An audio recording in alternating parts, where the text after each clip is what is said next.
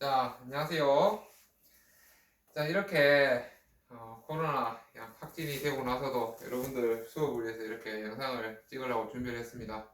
집에서 이렇게 준비를 하려고 하다 보니까 뭐 미흡한 것도 많고, 물론 뭐 PPT 평소에 수업하던 거 가지고 수정도 좀 해서 우리 1시간 우리 화요일부터 화수목 3일 동안은 강사 선생님 모실 거예요.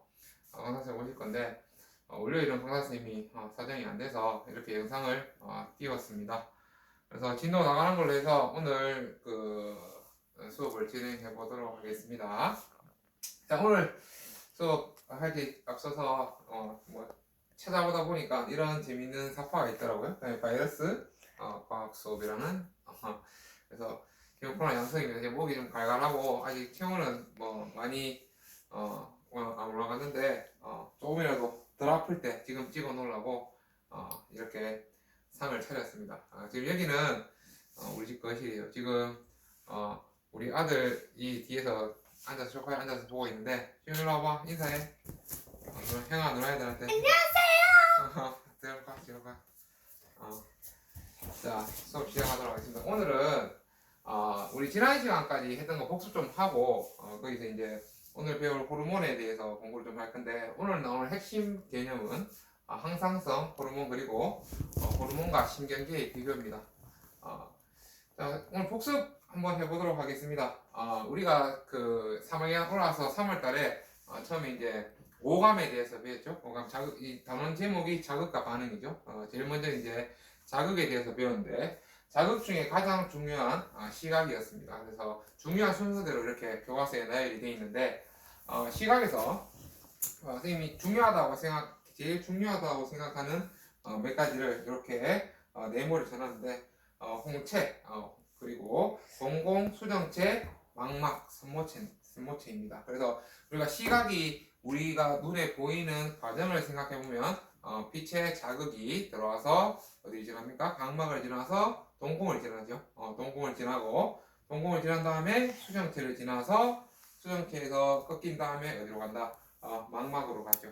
그래서 이 과정을 거치는데 그래서 홍채는 이때 가장 중요한 것이 이게 홍채라고 하면 이게 동공이면 빛이 들어오는 경우면 요 사이에서 이렇게 감쌌다 열렸다 하면서 빛에 들어오는 양을 조절해 주는 거고 섬모체가 가장 중요하다고 했죠. 섬모체.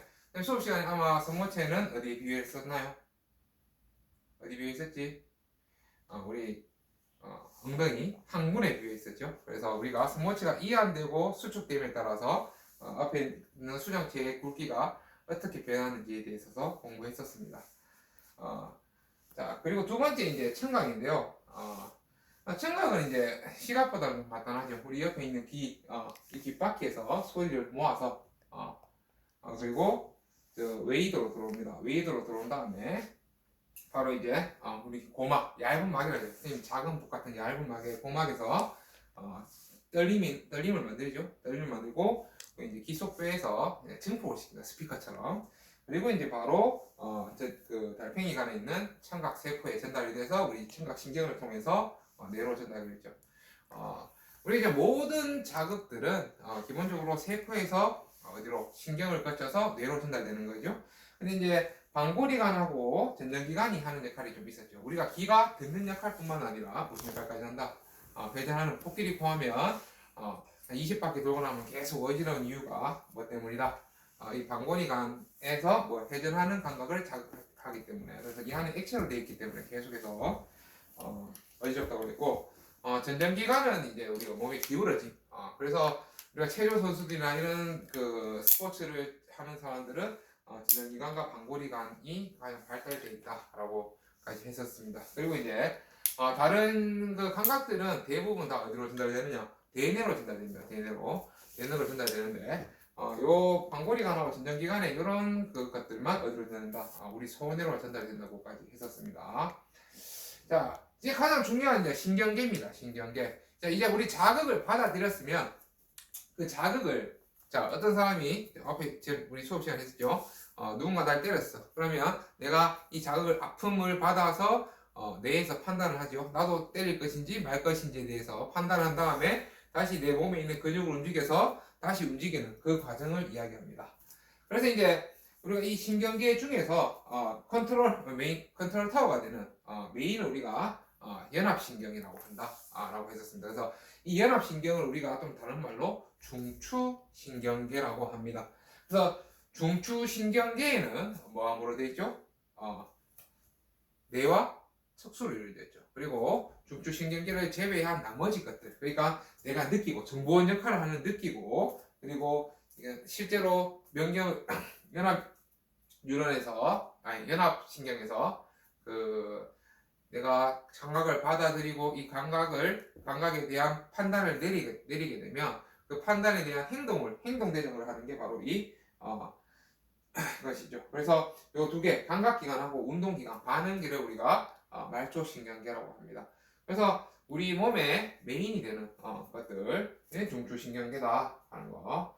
그래서 중추신경계는 가장 이렇게 이제 뇌와 척수를 이루어져 있는데 뇌가 가장 중요하다고 했습니다. 그래서 일반적으로 우리가 모든 사고를 하고, 여러분들 지금 공부를 하거나 아니면 뭐 일상생활을 함에 있어서 내가 어떻게 움직여야 될지, 그럼 이런 이성적인 사고를 하는데 가장 강요하는 것이 바로 우리가 대뇌죠. 양쪽에 두 개 있는 가장 크다고 해서 대뇌라고 합니다. 그리고 이제 간내는 우리 좀 이따 배울 거하고 좀 연관이 있는데 혈당량, 체온 등 이런 항상성을 유지시키는 역할을 하고, 중간대는 안구운동과 동공의 크기, 손에는 아까 이야기했던 것처럼 청각에는 근육과 자세 유지, 방골이관하고, 그리고 전정기관에서 올라오는 몸의 균형 감각들, 그리고 이제 연수는 이쪽에 뒤쪽에 있는 연수는 여기 있는 심장박동, 호흡운동, 소화액 분비를 조절한다고 말씀드렸습니다. 그리고 이제 한 가지 더 붙이자면 우리 앞에 이제 제 도우미 일로 와보세요. 제시운 도우미.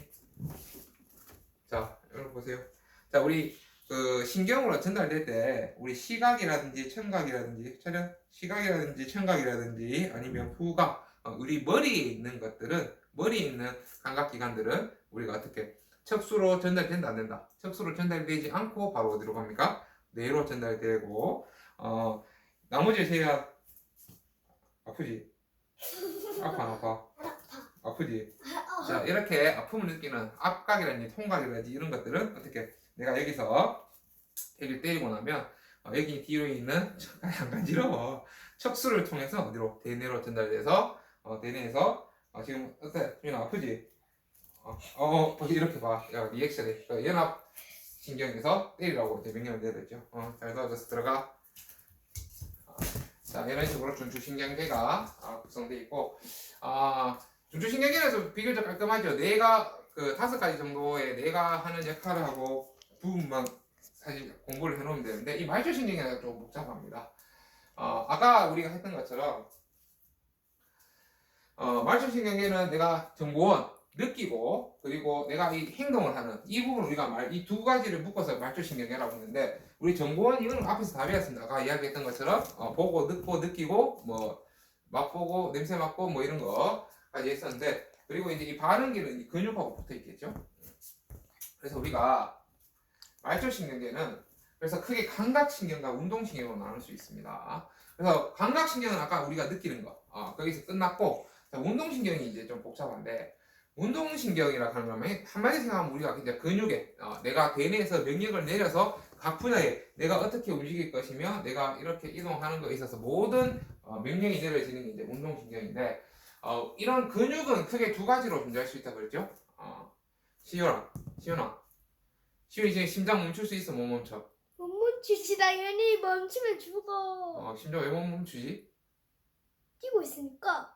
뛰고 있어서? 응. 왜 심장은 이런 근육들은 조절할 수 있는데 심장은 왜 못 멈춰? 뭐라고? 아니야. 근육수 조정할 수 뭐가 아프면 가만히 있어. 체성신경계라 우리가 일반적으로 생각하는 근육이라 하면 우리가 조절할 수 있고 컨트롤할 수 있다고 생각하는데, 체성신경은 우리 뇌에서 컨트롤할 수 있는 부분, 우리가 생각하는 일반적인 모든 근육들을 체성신경이라고 그러고, 반면에 우리가 아까 이야기했던 것처럼 심장이라든지 아니면 소화기관에 연결되어 있는 안에 내장기관에 연결되어 있는 이런 근육들은 못 움직이죠. 그래서 이걸 우리가 자율신경이라고 합니다. 그래서 우리가 지금 움직이지 못하는 우리의 마음대로 안 되는 우리가 자율신경이라고 그러고 하면 우리가 우리가 그 컨트롤이 안 되기 때문에 이 자율신경에서 이건 두 가지로 또 분류할 수가 있어요. 왜? 내가 심장이 빨리 뛰거나 늦게 뛸 수가 있으니까. 그래서 우리가 흥분을 하거나 이러면 교감신경이 자극이 돼서 흥분을 하면 어떻게 동공이 커지고 심장은 빨라지고 어떻게 됩니까? 또 소화는 잘 될까 안 될까? 여러분들 시험 칠 때 소화 잘 됩니까? 소화 잘 안 되죠. 반면에 이제 부교감신경은 편안할 때 작용하는 그 반대 역할을 하는 신경계입니다. 그래서 이 신경계까지 했었는데 가면 잘 되고 있어? 잘 되고 있네요. 10분을 지나갔네요. 그래서 오늘은 이런 신경계와 더불어서 우리 몸에 명령을 내리는 체계가 하나 더 있습니다. 명령을 내리는 체계가 하나 더 있습니다. 그래서 흔히 여러분들 호르몬이라고 하면 많이 들어봤을까요? 지금 호르몬이라는 말 들어봤어? 아니 근데 들어봤긴 들어봤는데 뭔가 익숙한데 뭐가 뭔지 모르겠어. 뭐가 뭔지 모르겠어? 들어봤는데. 들어봤어? 응. 그래서 호르몬이라 하는 거는 여러분들이 그냥 뭐 우리 아들 시훈이 말처럼 들어보긴 들어봤어요. 근데 호르몬이 뭔데 정확하게 정의를 물었을 때는 답할 수 있는 사람은 잘 없을 겁니다. 그래서 호르몬이라 하는 거에 대해서 오늘 좀 배워볼 건데 여기 보면 이 교과서에 있는 그림이죠. 그러니까 우리가 호르몬이라는 걸 가장 많이 듣는 게 환경 호르몬입니다. 환경 호르몬. 그래서 이 환경 호르몬이 우리가 뭐 플라스틱 같은 거 전자레인지 돌리거나 이럴 때 환경 호르몬 나와서 안 좋다 이런 말을 하죠. 그럼 이 환경 호르몬이 왜 안 좋으냐에 대해서 이제 구체적으로 이야기를 하지 못한다는 거죠. 그래서 몸속에서 호르몬은 과연 어떤 작용을 할까? 그래서 결국 이거도 신경계하고 똑같습니다. 신경계 신호를 전달하고 각 기관의 활동을 조절하는 역할을 하는 게 바로 이 호르몬입니다. 그러면 쌤 신경계에서 다 하지 않나요? 신경계에다가 신경계가 전달할 수 있는 부분 플러스 나머지 못하는 부분들을 이 호르몬이 한다고 생각하시면 기억하시기 편할 것 같은데 그래서 우리가 이 호르몬을 알기 위해서 제일 먼저 나오는 개념이 항상성입니다. 우리 항상성 앞에서 뇌 할 때 나왔죠. 항상성 유지 어디서 했나요? 항상성 한번 볼까? 그치? 네. 그걸 왜 나한테 물어봐? 항상성 유지 어디 있었죠? 우리 간내에 있었죠. 쌤 아까 잘 봐놓으라 했죠. 간내. 간내 이 중간에 있는 간내. 간내에서 이제 혈당량하고 체온 같은 항상성을 유지하는데 항상성은 이제 혈당량하고 체온 같이 우리가 살면서 사람이 살아가면서 항상 일정하게 유지되어야 될 것을 우리가 유지되게 만들어주는 걸 우리가 항상성이라고 합니다. 이 항상성이 깨지게 되면 심각하게는 사람의 생명까지 위협할 수 있는 그런 그게 되겠죠. 그래서 이 항상성은 아까 간내에서 조절한다고 하는데 간내에서 신경계 쪽으로 순식간에 그러니까 빠르게 조절할 수도 있고 플러스 이 호르몬까지 그러니까 신경계하고 호르몬 두 개가 동시에 결합해서 작용으로 항상성을 유지시킵니다. 그래서 혈당량, 몸에 있는 당의 양. 그래서 선생님처럼 지금 밥을 점심을 아까 오늘 좀 일찍 먹어서 아점 11시에 먹었는데 지금도 밥 먹은 지 6, 7시간이 지났지만 이렇게 말을 하고 움직일 수 있는 게 아까 먹었던 밥을 소화시켜서 당을 만들어냈는데 그 당을 일정하게 한 분만에 확 태우는 게 아니고 불태우는 게 아니고 저장을 시켜놨다가 지금 필요할 때 이렇게 쓰기도 하고 그러면 내가 저장을 시켜놨는데 만약에 내가 안 움직이고 안 써? 그럼 어떻게 되겠어요? 그게 어디로 갑니까? 똥으로는 가고 피하지방이라는 거죠. 살 밑에. 그래서 우리 피부 밑에 저장이 됩니다. 그게 이제 피하지방이라고 하죠. 그래서 체온 같은 경우에는 이제 선생님 같은 경우에 지금 시윤님 아까 몇 도였지? 나 지금 38.4도였나? 38.4도? 어제 몇 도까지 올라갔지? 최고 높을 때? 어제 40몇 도? 40 몇 도? 40도 정도까지 올라갔는데 우리가 체온을 이제 예를 들어서 40도 같으면 우리 사람이 생각했을 때는 엄청 높은 온도까지 올라가는 거죠. 그래서 3도, 실제로 36.5도에서 3도밖에 차이가 안 나는데도 말이죠. 그래서 이제 체온 같은 경우에는 우리가 사람은 정원동물이기 때문에 그러니까 일정한 온도가 되게 세팅되어 있는 동물이기 때문에 이런 항상성을 일정하게 유지하려고 합니다. 그래서 호르몬과 신경계의 두 개 다 상호작용으로 이런 항상성을 유지한다. 그럼 호르몬이 뭐냐? 이게 가장 중요합니다. 자, 정의는 알아두시면 우리 몸에서 세포나 기관으로 신호를 전달하는 화학 물질이다. 신호나 신호. 그러니까 신호를 전달하는데 우리가 앞에서 신경계에서는 쉽게 생각해서 전기 신호라고 보시면 돼요. 전기 신호. 내가 만약에 여기 스위치를 꺼봐. 지금 불 꺼. 이렇게 다 끄면 불이 꺼지죠. 켜. 조수 잘하고 있네.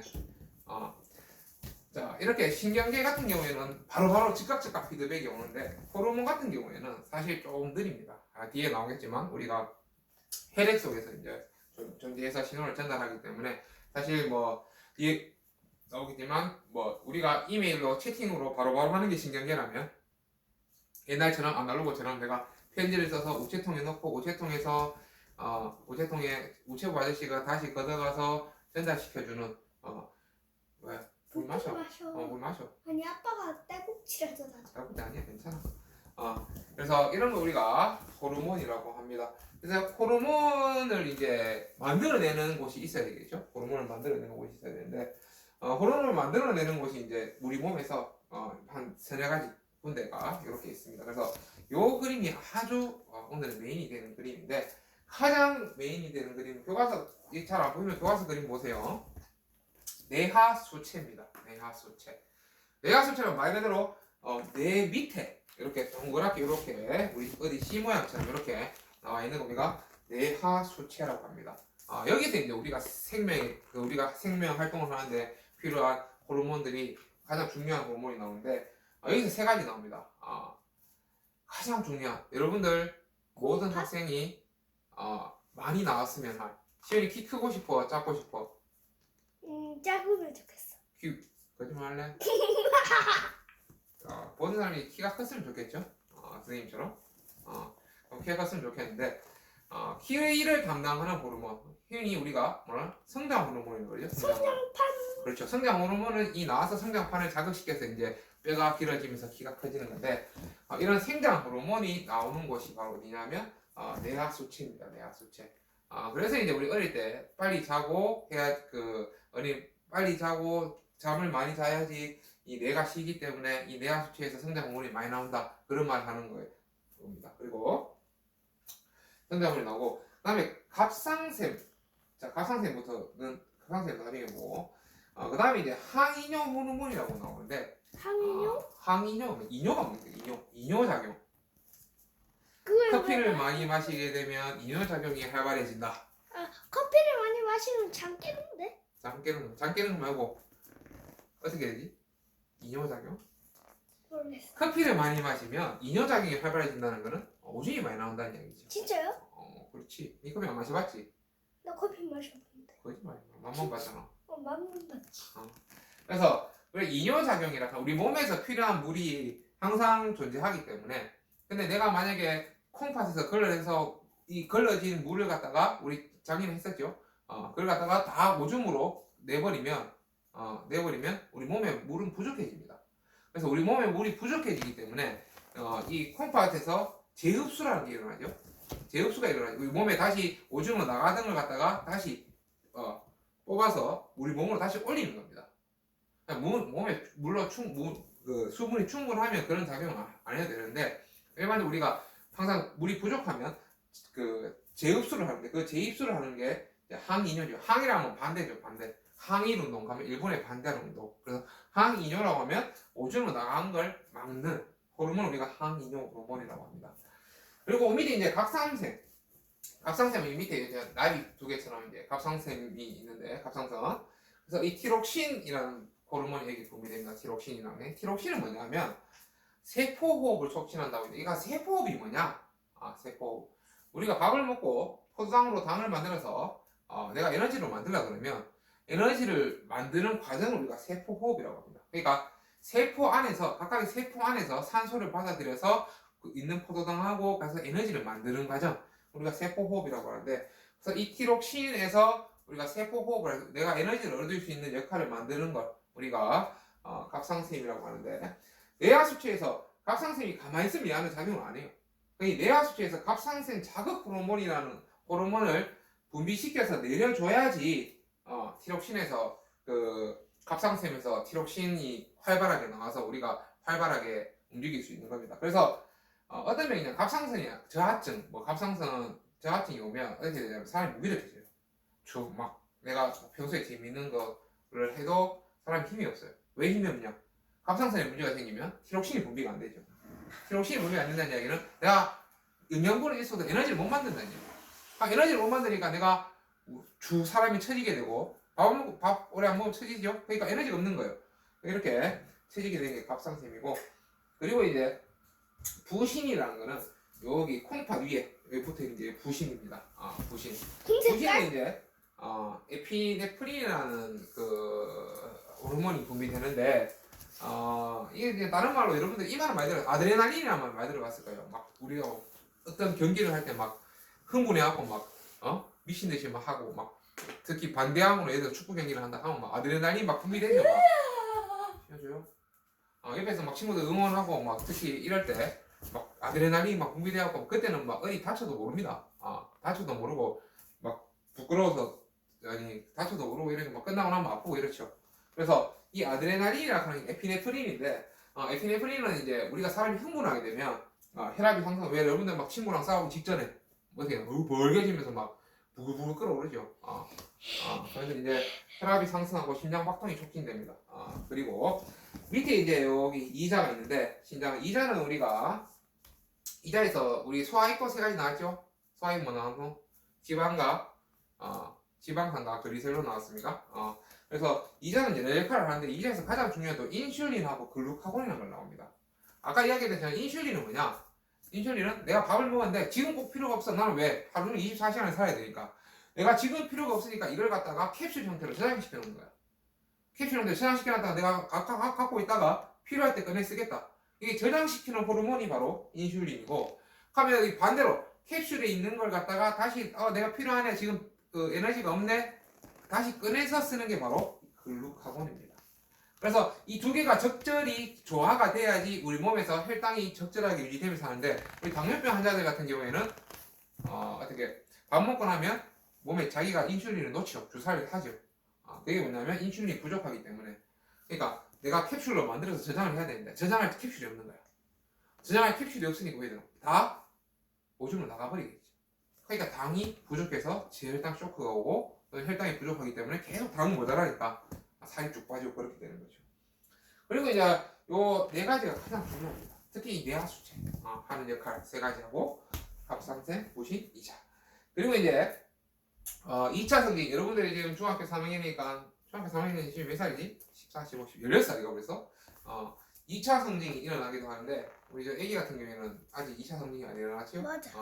2차 성징이 일어나면 남자들 같은 경우에는 털이 나고 뭐 남녀다 뭐 그 털이 나고 그다음에 여자 같으면 가슴이 튀어나오고 남자 같은 경우에는 목소리가 붉어지고 맞습니까?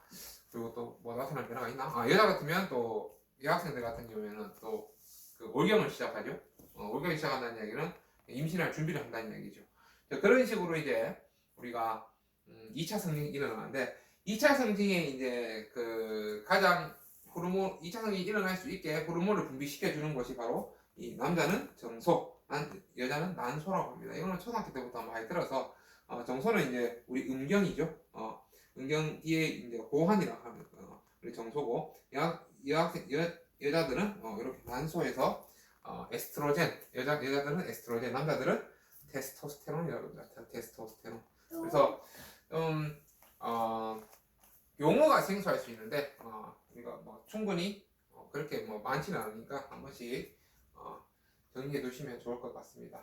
그래서 중요한 게 이제 호르몬의 특성인데 우리 내분비샘에서 만들어진다. 우리 앞에서 봤던 것처럼 뇌하수체라든지 갑상선이라든지 이런 내분비샘에서 만들어지는데 그럼 걔 만들어져서 바로 어디로 가느냐? 바로 피로 간다는 얘기야. 혈액으로 바로 분비된다. 그러면 결국은 내 피를 뽑으면 내가 여기서 피를 뽑았다 하면 이 안에 뭐가 있다. 이런 호르몬들이 같이 존재한다는 얘기입니다. 그래서 혈액을 통해서 이동하고 표적세포나 표적기관에만 작용한다. 무슨 말이냐면 예를 들어서 앞에 봤던 것 중에 뭐 어떤 거 있죠? 인슐린 같은 경우에도 표적세포 그러니까 뭐 포도당이라든지 이런 세포에만 정확하게 조절되고 다른 데 가서 엄하진 않는다는 얘기야. 엄하진 안 하고 그리고 적은 양으로 생리작용을 조절한다. 아주 소량으로 조절합니다. 그리고 분비량이 많으면 가다증, 적으면 결핍증 나타. 이거는 이제 호르몬이 너무 많게 되면, 예를 들어서 호르몬이 너무 많으면 성장 호르몬이 너무 많이 나와, 계속 나와. 막 22살이 돼, 25살, 30살이 된다고 계속 나와. 그럼 뭐게 됩니까? 거인증이라고 그러죠. 키가 뭐 2m 30, 40까지 커버리면. 그리고 이제 이게 너무 작게 되면 외소증, 너무 작아서 키가 안 크는 그런 것까지 나타나게 됩니다. 그래서 이 호르몬의 특징을 한번 봐주시면 되겠고, 그러면 이제 호르몬과 신경계가 비교가 되죠. 둘 다 어차피 우리 몸에 신호를 줘서 무언가 활동을 하게 하는 것들인데, 호르몬과 신경계가 어떤 차이가 있느냐. 그래서 이제 가장 큰 차이는 요겁니다. 요게 이제 유전이죠. 요는 신경계고, 나는 우리 호르몬 혈관을 통해서 내분비샘에서 혈관으로 분비돼서 혈관을 통해서 그 근육이라든지 이런 곳에 표적 기관에 갖다 주는 건데, 자,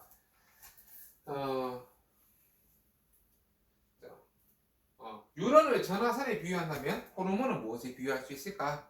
전화선이라는 얘기는 바로바로 전화되죠. 빠르지. 근데 호르몬은 선생님 아까 어떻다 했습니까? 호르몬 어떻다? 속도가 느려. 오, 속도 제대로 듣고 있었네 지금. 그래서 호르몬은 속도가 전달하는 속도가 느리다고 했습니다. 그래서 아까 불 끌게. 불 끄는 게 신경계고, 그러면 호르몬은 뭐에 비유된다 그랬지? 기억나? 까먹었어? 편지. 우리가 집배와 우체국 아저씨들이 우리가 편지를 써서 전달해주는 그런 방식에 비유할 수 있다고 그랬죠? 그래서 전달 방법에 어떤 차이가 있는가? 그래서 뉴런을 통해서 연결되기 때문에 엄청 빠릅니다. 그리고 이제 나에서 호르몬이 혈액을 따라서 통하기 때문에 혈액은 상당히 우리 이런 신경에 비해서는 상당히 좀 느리죠. 그래서 이렇게 여러 군데에 신호를 전달하게 된다. 그래서 호르몬과 신경계를 비교하면, 자, 호르몬은 전달 속도가 느리고 신경계는 빠르고, 작용 범위는 호르몬은 혈액으로 들어가기 때문에 상당히 넓은 분야에 한꺼번에 동시다발적으로 영향을 끼칠 수 있는데, 신경계는 사실 좁아. 왜냐하면 어느 한 부분에 특정하게 연결이 되어 있기 때문에. 효과는 호르몬은 오래 지속되고 신경계는 일시적이고, 신호 전달 매체는 호르몬은 혈액 안에서 같이 분비된다 그랬죠. 그런데 이제 신경계는 뉴런으로 전달이 된다 하는 거. 이거 한번 비교해서 잘 생각해 보시면, 호르몬하고 신경계하고 두 개 그냥 생각해 보시면 자연스럽게, 특히 외우려고 하지 말고 그냥 자연스럽게 분석할 수 있는 겁니다. 그래서 환경이 변해도 몸의 상태를 일정하게 유지하는 성질을 우리가 항상성이라고 하고, 왜 이러지? 내분비샘에서 분비되며 세포기관으로 신호를 전달하는 화학물질을 우리가 호르몬이라고 한다. 사춘기, 남녀의 신체 변화는 신경계와 호르몬 중에 뭐와 관련이 깊겠습니까? 사춘기. 사춘기 갑자기 애기였다가 어른 그걸로 변하는 거 아니야? 그때 얘기했다가 어른으로 변하는 거 맞지? 사춘기에는 신경계가 만약에 작용을 한다면 순식간에 막 변신해야 되죠. 우리 막 드래곤볼 변신하는 것처럼. 근데 이제 실제로 서서히 변하는 거 보면 우리 신경계보다는 뭐에 영향을 미친다? 호르몬이 영향을 끼친다고 볼 수 있죠. 그래서 이걸 봤을 때 신경계는 즉각적인 반응이에요. 근데 호르몬은 어떻게 시간을 두고 천천히 일어나는, 뭐 짧게는 수분에서 신경계에 수분이 일어나는 거 없잖아. 그러니까 내가 만약에 내 운동에 여기에 오른손을 왼손으로 공을 던져라고 명령을 내리고 싶은데 5분 뒤에 타이머 맞춰놓고 던지는 사람 있습니까? 가만히 있다가 갑자기 5분 뒤에 딱 드시라고 던지는 사람 없잖아. 그런 것처럼 신경계는 아주 즉각적인 게 대부분 무조건이고, 호르몬은 천천히 일어나서 그렇게 하는 것이 대부분입니다.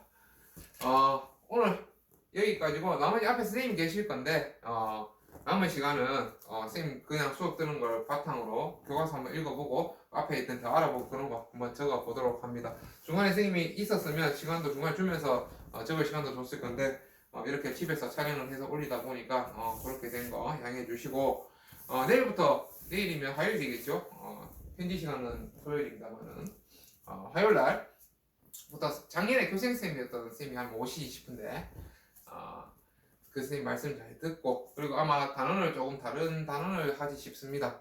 그래서 고생 수업 가지고 제가 선생님이 컴백해서 수업 잘 듣는지 안 듣는지 확인해 볼 테니까 그렇게 해주시면 감사하겠습니다. 오늘 수업은 여기까지 하고, 제가 지금 몇 분 됐어? 29분 50초. 29분 50초면 앞에 한 5분, 10분 정도 남았겠네요. 10분 정도 혼자 조용히 공부하시기 바랍니다. 이상입니다. 금요일에 뵙겠습니다.